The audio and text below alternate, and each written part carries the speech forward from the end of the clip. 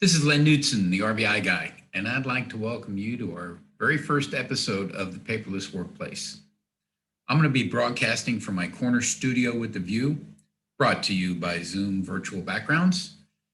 And I got hooked on document imaging and workflow solutions in my IBM career during the late 80s, and I really thought it was cool technology. I kind of felt like it was going to be the next best thing, and I got to tell you, it has not disappointed.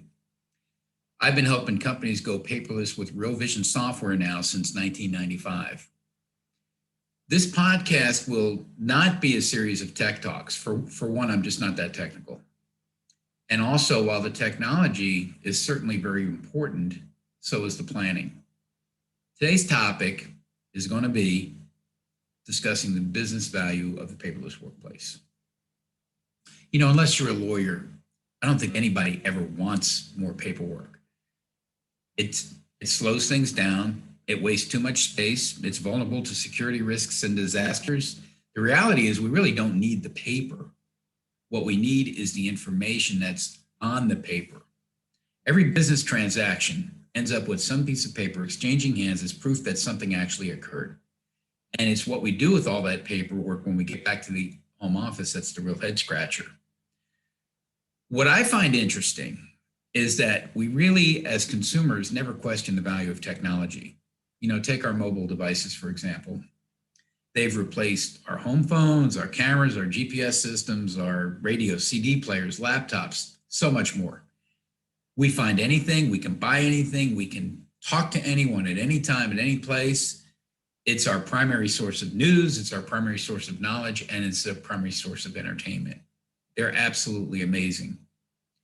So we get it as consumers, but why is it that we're so slow to embrace technology when it comes to the workplace and willing to tolerate that level of inefficiency? My theory is a simple one. We're victims of backwards thinking. We spend way too much time trying to look at product features and not nearly enough time understanding why we needed the solution in the first place. One of my all-time favorite customers told me the very first time we met that their company slogan was, "Quality is job number one, unless it costs extra." Does that sound familiar? But an ROI calculation, it really has two components. There's a return, which are the benefits, and there's also the investment, which are the costs. If you constantly plug zero into the numerator, then the ROI calculation ends up zero as well. I was a math major, and I can confirm that works the same way every single time. But do companies really still deal with paper in this day and age? Well, AIM is an organization that's been around for about 70 years, and their primary focus has always been on improving how we manage our business records. During this time period, a lot of things have changed. Records have evolved from paper to microfiche to digital. They've seen it all. And a few years back, they surveyed several hundred companies, really a good-sized study, and they asked them about all kinds of details with their record-keeping habits. They published two reports. One was called Winning the Paper War, and the other one was called Paper-Free, Are We There Yet? And between these two studies, they contain more data than an NFL scouting report on draft day. One of the more surprising outcomes was that fewer than half of these companies, specifically 44%, said that their paper consumption was decreasing, which meant that for more than half, it's actually either increasing or at best staying stable. But what was impressive was that the projects that have actually made it into production had some amazing results. 70% of the digital mailrooms experienced a payback period of 18 months or less, while 38% reported that their payback period was actually less than 12 months. Here's a few additional rapid fire statistics from the survey. 70% said it was easier to find information over the web than it is using their own internal systems. 60% were uncertain if their records had ever been inappropriately accessed. 70% said that the speed of paper for their business was completely unacceptable. 46% said that eliminating paper would significantly improve their productivity, but only 35% have paper reduction initiatives in place of which more than half of those are less than 10% complete. So despite the widespread acceptance of the concept of going paperless, there is a long way to go. Some companies admitted they were actually moving the ball backwards. 44% of invoices are received electronically, mostly as PDF files, yet 59% of them end up on paper for additional processing and for archive. 65% of the documents that were being scanned are never destroyed. And 40% of the participants said that they routinely print emails and digital documents to file as paper records. So this is really clearly a missed opportunity to build upon some baby steps that may be in place already. Documents already captured electronically are in many cases printed, processed, and then even scanned again, while we then retain the copy of the document just in case. Seriously, where is the camera on this one? So I would say yes, we are still battling paper, and I would say no, we are not winning that war. And there are really so many reasons why companies should go paperless. But the AIM study kind of asked the respondents to kind of narrow down the field and to identify their top 3 reasons. They then tallied the responses, and I'm going to go through the top 8 that were ranked in order of importance, and I'll give you a quick story that comes to mind for each one of these. The number 1 reason stated was speed, and that could be found in 59% of the responses. Digital documents are more findable and they're more shareable, resulting in faster response times. Years ago, I was working with a power company that wanted to go paperless at their coal mining locations. So during a site visit, there were a lot of miners just kind of hanging around, just waiting. And I learned that the crews were being reconfigured because they needed to verify that there was backup coverage for every skill as a result of a large number of no-shows that day. Well, it happened to be deer season, so it was really not that unusual. And in fact, they kind of mentioned that sometimes after late bowling league nights, the same thing happens. But what was interesting is that a lot of paperwork was involved in reconfiguring these crews, which then delayed the extraction of the coal that day and certainly meant that the OT clock would be kicking in later on. Time is money, and I'm telling you, this was some serious cash that was being held up. So speed, not surprisingly, in the number 1 position. The next most popular response was productivity at 48%. Automating workflows will simplify the work processes, help you enforce your procedures, and they will definitely help you track work in progress items. Quick funny story, I recall a customer telling me the first time I met him, you know, if we install your software, we need to be 25% more productive. Okay, I'll bite. How do you measure that today? Well, he tells me we don't. So I said, well, then no problem. You know, as long as we're not keeping score. I've got a lot of friends who keep their golf score using the exact same method.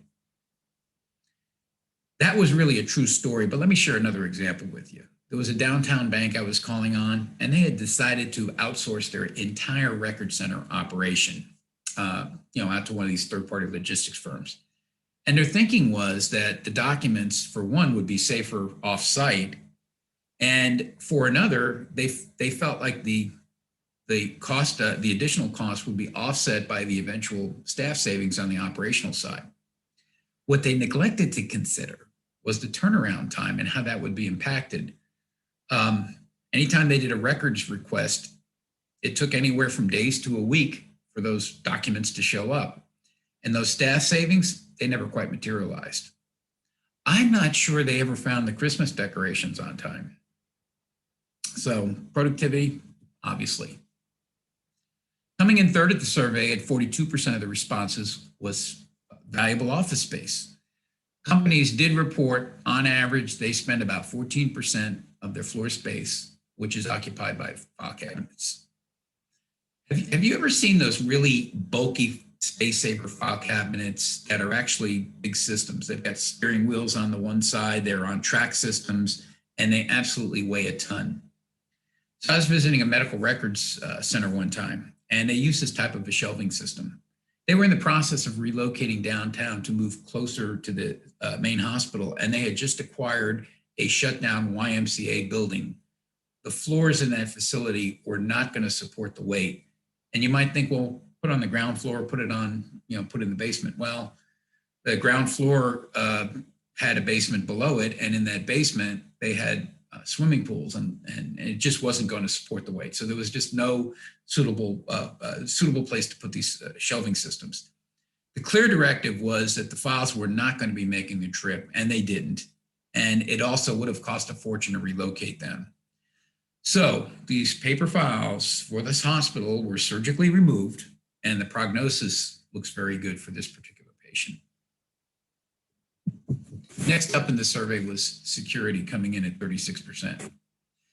Paperless systems give you a lot of controls, and they allow you to authorize who can access what and what permissions that user has once they access that document. And this is a really big deal. If you might remember in the survey, I mentioned that 60% of participants were uncertain if the records had ever been inappropriately accessed, changed, or even deleted. So, true confession for me. I am an ID station junkie. I just love all those crime stories. I'm fascinated by them. So I'm calling on a public defender's office one time. My customer picks me up in the lobby. And as we're walking back to his office, I see boxes and boxes of records stored everywhere. They were in the hallways. They were up against the bathroom. They were in the conference rooms. They were in the break room where the vending machines were. And just anybody walking by had open access to these documents. Well, he told me that there were over 200 boxes of case files that were just recently delivered because they were going to trial for a big serial murder case. And that is just, security was just really lax on those documents. So in this case, the verdict was in. These guys needed to go paperless, and they did. Next in the survey was the protection of records, which came in at a similar 36% of the responses. With digital documents, you now have new backup options. That offers a clear advantage over paper records, certainly when it comes to minimizing your exposure to disasters. Long-term preservation of those physical documents that are going to be maintained for a long time. You're not handling them, you're not touching them. You've got to give that edge as well to digital retention.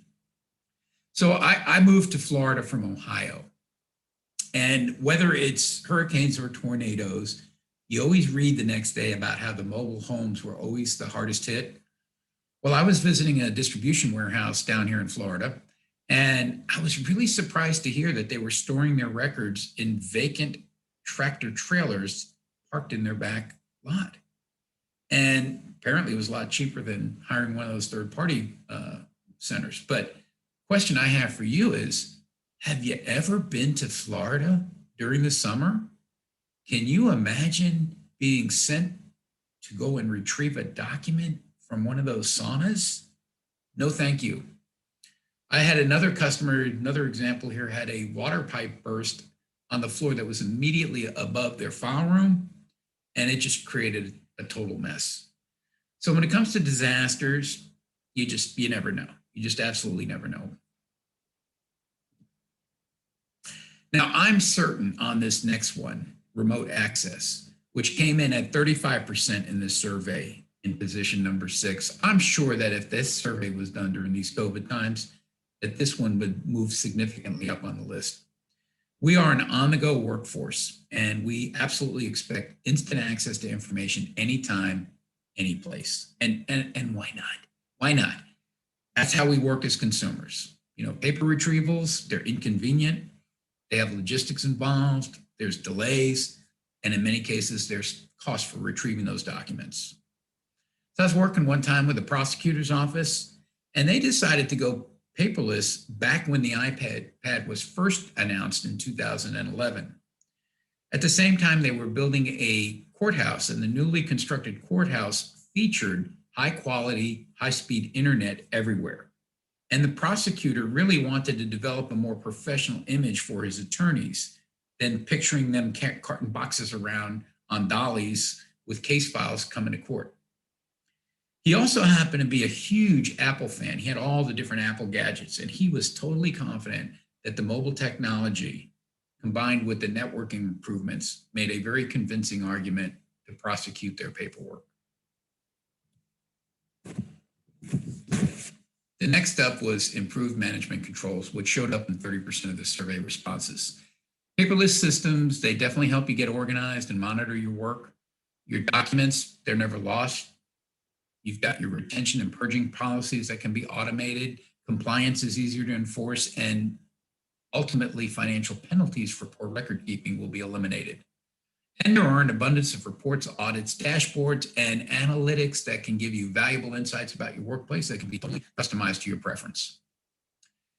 Stories to tell, so many choices here, but I'll go with a bank's credit card customer service center I was visiting one time. This one just kind of jumped to me on this.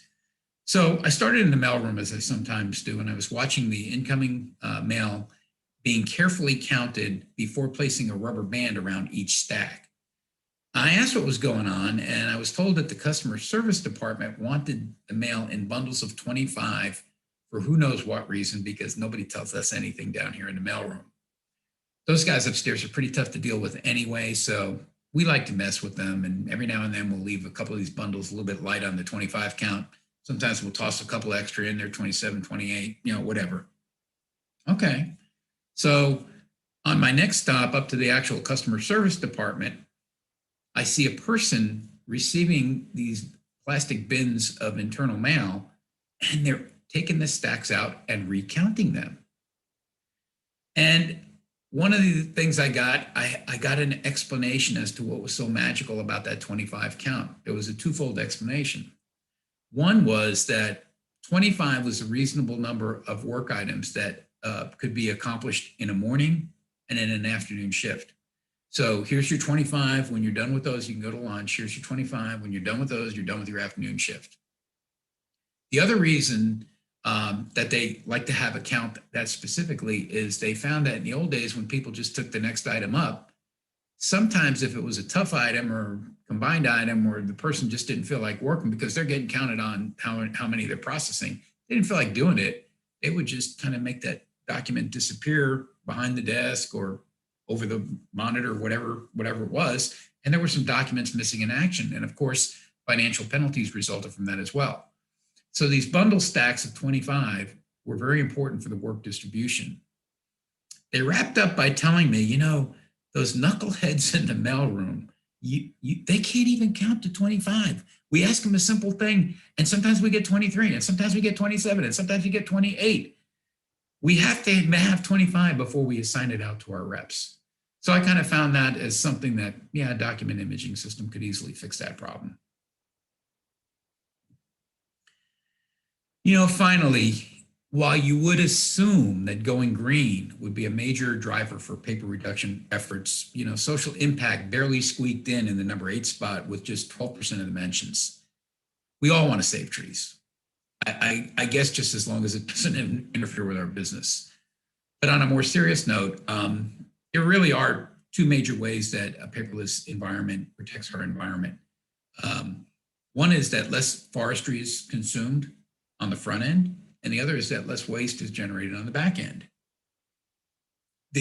By far, the best way to eliminate paper is to kill it at its point of entry. Don't even create it in the first place. So right now, electronic signatures are facilitating paperless transactions everywhere, and in particular for all of our transportation clients. Once deliveries are made, it is absolutely critical to get all that paperwork back to the home office so the bills can be processed and that the drivers can get paid. And one of our trucking customers actually pushed us to enhance our mobile app with signature capture capability. Now, when they have deliveries, the documents are signed electronically, so they're never created in the first place, and they're received at the home office before the driver even pulls out of the parking lot. No paper, no problem. So look, those are the whys. Those are the whys you should go paperless, and they make a very compelling case to move forward. And so what's the hesitation? Why are we behind in the workplace with pursuing going paperless? Well, I think it's the yeah buts. The yeah buts are all those excuses we use to rationalize holding on to our paper. And I'll take you through a few of my favorites as I kind of wrap up here. My first one is, but the technology is just too expensive. Well, certainly there's a cost involved, but I guess you forgot already that you need to consider the benefits. So what a lame job I've done here. Technology is really opening doors for paperless projects. They're not closing them. Think about this. 10 years ago, optical libraries were the most cost-effective way to store scanned images. Back then you could buy a 5 terabyte jukebox for just around $20,000 or $4,000 per terabyte. I checked on Amazon today. You could pick up a 1 terabyte flash drive for about $40. That's 100 times cheaper. And a terabyte, that's a lot of data. That equates to about 20 million scanned pages, or approximately 750 4-drawer file cabinets, which is an incredible amount of storage. Think about networking. About a decade ago, the average bandwidth speed was about 5 megabits per second. Today, 100 megabit systems are readily accessible. And I just saw a commercial where Spectrum is promoting 200 megabits for $49 monthly. That's a 40 times improvement of where it was 10 years ago. And you know that faster speeds are on the way. We're inundated with that every day as you watch your television programs. So also, not to mention the fact that think about how available high quality connections are, along with Wi-Fi access. Anywhere you go, you've got a connection. So really, the technology is your friend. It's here, it's working, and it's what's making things affordable, particularly as it relates to storage and networking. Yeah, but digital documents, they're just not safe, and they can be altered. Nope. Security is better than your file room. They can't be modified, and every single user action is audited. That same legality argument was made and lost when comparing microfiche to paper back in the day. Yeah, but what about signatures? Well, what about them? I mean, I know it's COVID, but do you really get out much? How often are you really required to sign a physical piece of paper anymore? Usually you're signing a tablet or some kind of a signature pad. I opened a home equity line. I used all digital signatures. There was no paperwork involved and no office visits made. Yeah, but we're just way too busy, and we just don't have the expertise. Did you just say that out loud? Did you just say that you are too busy to find better ways of doing things? How's that working out for you? You may be right on the skills though, but I need to remind you, this is not self-administered dentistry. We've got the resources. We can handle your toothaches. Yeah, but we already have a system in place. Well, really? I think the AIM research maybe suggests otherwise. So those are some of my favorite. When I see successful projects, the focus was always on understanding the value that it's bringing to the table. When I see haphazard implementations, the focus was on the cost. Value and cost, they absolutely belong in the same conversation. It's called a return on investment. And all of our perspectives may vary. There are so many hot buttons that you can look at, but I do think everybody would agree that there really are only two basic problems with paperwork. One is the paper, and two is the work. It's really not a matter of if you will go paperless, but when. So, what's holding you back? If you've got a serious case of the yeah buts, we can help. If you've got your why figured out, RBI has you covered on the what and the how. Look, this is Len Knudsen, the RBI guy, and I am all in on your paperwork challenges. To connect with me, just visit our website at realvisionsoftware.com. You can click on the schedule a demo button in the upper right, let you put in some text, and I'll respond right away. We greatly appreciate your interest in our podcast series. And if you enjoyed today's episode, give us a like, post a comment, or share it. Thanks for your attention today.